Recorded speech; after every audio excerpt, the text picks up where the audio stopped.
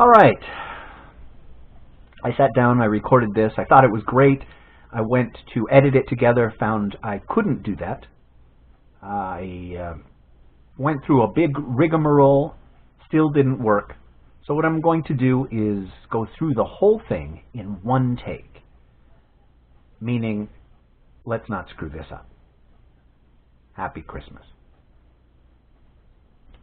The door of Scrooge's counting house was open, that he might keep his eye upon his clerk, who in a dismal little cell beyond, a sort of tank, was copying letters.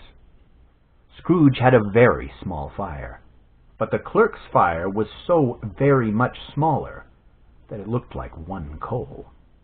But he couldn't replenish it, for Scrooge kept the coal box in his own room, and so surely as the clerk came in with the shovel, the master predicted that it would be necessary for them to part. Wherefore the clerk put on his white comforter and tried to warm himself at the candle, in which effort, not being a man of strong imagination, he failed. "A Merry Christmas, Uncle! God save you!" cried a cheerful voice. It was the voice of Scrooge's nephew, who came upon him so quickly that this was the first intimation he had of his approach. "Bah!" said Scrooge. "Humbug!" He had so heated himself with rapid walking in the fog and frost, this Mr. Universe, nephew of Scrooge's, that he was all in a glow. His face was ruddy and handsome, his eyes sparkled, and his breath smoked again. "Christmas? A humbug, Uncle? You don't mean that, I am sure." "I do," said Scrooge. "Merry Christmas! What right have you to be merry? What reason have you to be merry? You're poor enough."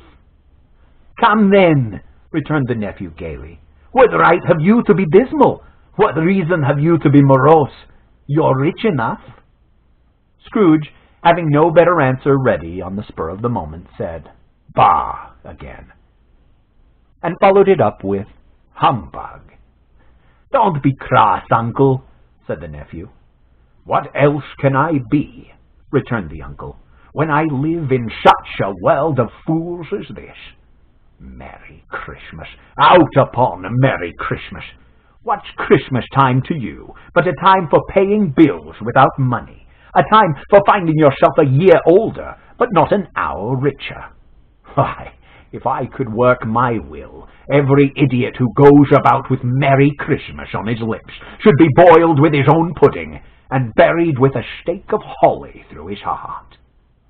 "Uncle!" pleaded the nephew. "Nephew," returned the uncle sternly, "keep Christmas in your own way, and let me keep it in mine." "Keep it?" repeated Scrooge's nephew. "But you don't keep it." "Let me leave it alone, then," said Scrooge. "Much good may it do you. Much good has it ever done you." "There are many things from which I might have derived good, by which I have not profited, I dare say," returned the nephew. "Christmas among the rest.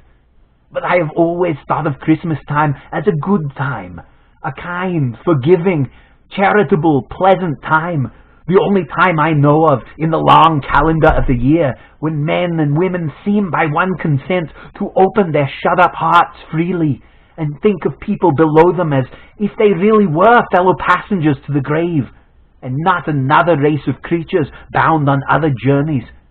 And therefore, Uncle, though it has never put a scrap of gold or silver in my pocket, I believe that it has done me good, and I say, God bless it." The clerk in the tank involuntarily applauded.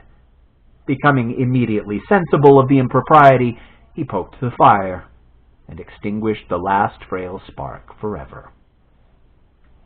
"Let me hear another sound from you," said Scrooge, "and you'll keep your Christmas by losing your situation. You're quite a powerful speaker, sir," he added, turning to his nephew. "I wonder you don't run for governor of California." "Don't be angry, Uncle. Come, dine with us tomorrow." "I'll see you in hell first." "But why?" cried Scrooge's nephew. "Good afternoon," said Scrooge. "I want nothing from you. I ask nothing of you. Why cannot we be friends?" "Good afternoon," said Scrooge. "I am sorry, with all my heart, to find you so resolute. We have never had any quarrel to which I have been a party. But I'll keep my Christmas humour to the last. So, a Merry Christmas, Uncle." "Good afternoon," said Scrooge. "And a Happy New Year." "Good afternoon," said Scrooge. His nephew left the room without an angry word, notwithstanding. He stopped at the outer door to bestow the greetings of the season on the clerk, who, cold as he was warmer than Scrooge, for he returned them cordially. "There's another fellow," muttered Scrooge, who overheard him. "My clerk. Not a single line in this section of the book, with 15 shillings a week, and a wife and family. Talking about a Merry Christmas. I'll retire to Bedlam." This lunatic, in letting Scrooge's nephew out, had let 2 other people in. They were portly gentlemen, pleasant to behold, and now stood, with their hats off, in Scrooge's office. They had books and papers in their hands, and bowed to him. "Scrooge and Marley's, don't you know?" said one of the gentlemen, referring to his list. "Have I the pleasure of addressing Mr. Scrooge or Mr. Marley?" "Mr. Marley has been dead these last 7 years," Scrooge replied. "He died 7 years ago, this very night." "We have no doubt his liberality is well represented by his surviving partner," said the other gentleman, presenting his credentials. Scrooge frowned and handed the credentials back. "At this festive season of the year, Mr. Scrooge," said the second gentleman, taking up a pen, "it is desirable that we should make some slight provision for the poor and destitute, who suffer greatly at the present time. Many thousands are in want of common necessities. Hundreds of thousands are in want of common comforts." "Are there no prisons?" asked Scrooge. "Plenty of prisons, don't you know?" said the first gentleman. "And the union workhouses?" demanded Scrooge. "Are they still in operation?" "They are, still," returned the second. "I wish I could say that they were not." "The treadmill and the poor law are in full vigor, then?" said Scrooge. "Both very busy, don't you know?" said the first. "Oh, I was afraid, from what you said at first, that something had occurred to stop them in their useful course," said Scrooge. "I'm very glad to hear it." "Under the impression that they scarcely furnish Christian cheer of mind or body," returned the second gentleman, "a few of us are endeavoring to raise a fund to buy the poor some meat and drink and means of warmth." "We choose this time, don't you know?" "That's going to get old," added the first, "because it is a time of all others when want is keenly felt and abundance rejoices. What shall I put you down for?" "Nothing," Scrooge replied. "Oh, you wish to be anonymous?"